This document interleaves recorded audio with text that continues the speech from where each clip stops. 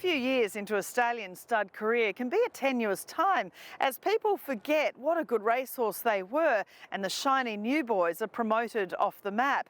Here at Bred to Win, we love revisiting those stallions and showing you their enormous physical development, and I'm sure you'll agree Group 1 winning 2 and 3-year-old Castelvecchio is worth another visit.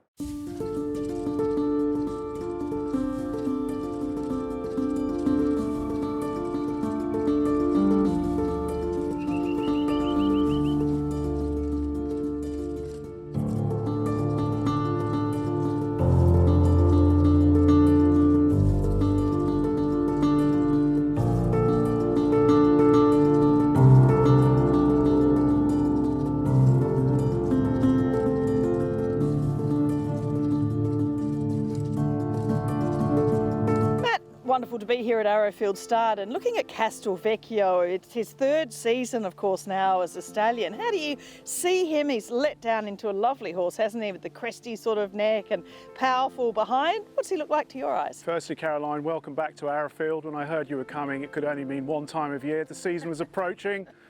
It comes around so quickly. But Castelvecchio, yes, he's let down really nicely. We're very happy the way he looks. Obviously, his third season now.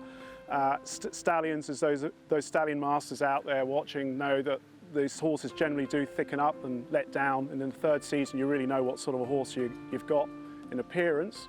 There's a lot of similarities can be drawn. I always look at horses and their pedigrees and try and figure out who they look like and where their appearances and looks come from. And for me, a lot of it's coming through on the dam line, the De Heer, particularly Deputy Minister. I just reminded myself before I spoke to you this morning and looked a little bit at his history, and I was just struck. I hadn't realised the similarities between the two horses. You know, he was a very precocious, fabulous 2-year-old champion sire in America, but a lot of substance. You can still see the done deal in him, but he's really let down and, you know, short coupled, real sharp looking horse. No surprise, of course, as a Group 1 winner as a 2-year-old. And of course, you know, again, exciting looking towards the yearlings that will be coming through in the yearling sale season. But the first weanlings sold so well through the sales ring. You're very happy with them. I'm really looking forward to seeing these weanlings grow out. We've got 45 of them on the farm, and the similarities are striking. They're very much a type. Very much looking forward to seeing them being presented at the sales ring next year. I think the buying bench are going to receive them very well. I particularly look forward to showing them to Octavio and Wendy Gilletta. You know, they've been part of this whole story all the way along, and I'm sure that they're going to see a lot of what they saw in Castelvecchio when he was at that age. And Castelvecchio charges away now the champagne. It doesn't seem that long ago since Castelvecchio was, you know, providing some huge thrills on the track for Octavio and Wendy and the Arrowfield team. And I guess, you know, it's really important to keep these racetrack performances of the young stallions front of mind. Absolutely. I mean, he was an amazing 2-year-old, and, you know, he won the coveted Champagne Stakes, but let's not forget the Millennium. You know, he looped the field that day and won with a leg in the air very easily. Showed great maturity mentally. Is what he showed that day. And throughout his 2-year-old year, if you remind yourselves and look at his races, you can see that there was no greenness in the way he ran. You know, mentally, he was very mature as a 2-year-old. He won his debut in January, so he was early. So that was fantastic. And then, of course, he proved that he trained on at 3. He went up against the best of his generation in the Cox plate and older. You know, he was beaten, of course, by L'Esgressieux, who was one of the highest rated horses in the world at that time, as she was. And of course, Mystic Journey and the Great Very Elegant, who's still now flying the flag for Australia overseas. And so, you know, and after that, he went on and in the autumn and won the Guineas. You know, so a very tough, consistent horse. We've spoken before about, you know, the wonderful thing that horses do is they can take you on this adventure and this journey, and sometimes internationally.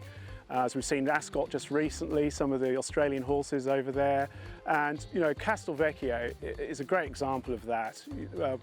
Octavio and Wendy and, of course, Richard Litt, you know, they're now part of the extended Arrowfield family, you know, and that's the great thing when you're buying horses from Arrowfield. We love to, you know, follow the successes. Obviously, you know, people who purchase from us and breed with us, their success is our success. So we like to, you know, embrace them into the family, and you know, they've been very interested in Castelvecchio all throughout his time standing at stud with us. So you know, it's been fantastic. And the High Chaparral sire line, it's becoming one of the most dominant in Australia. We're seeing So You Think, your Toronados and so many others. You know, it's dominant, you know, outside the Danehill line. And it's no surprise, of course, the way Sadler's Wells and Danehill have nicked over generations now. Sadler's Wells is, you know, I know Galileo is unfortunately no longer with us, but is an unbelievable race stallion. But his father before him, Sadler's Wells, you know, in my mind, I'm 35 years old now, so, you know, losing hair and teeth and all that sort of, but, you know, I'm very much Sadler's Wells at the front of my mind when I was coming up. He was an amazing stallion, and the High Chaparral now, it's a dynasty. And Dundeel, I think, is going to establish his own dynasty. You know, he's got Castelvecchio and Super Seth, who I hear is doing very well in Waikato stud, and they're doing a great job with him. But it's a dynasty. And with a horse like Castelvecchio, he's a complete outcross. He's so easy to breed to. And what I've seen, the consistency of his foals as types, is that I know the mares that have gone to him. And when you first breed to a stallion, there's always that thought and consideration goes into too big a mare, too small a mare, and rightly so. But what I've seen with the Castelvecchios is similar to what I've seen with the Dundeels, is it doesn't really seem to matter too much. He's very consistent in what he's leaving.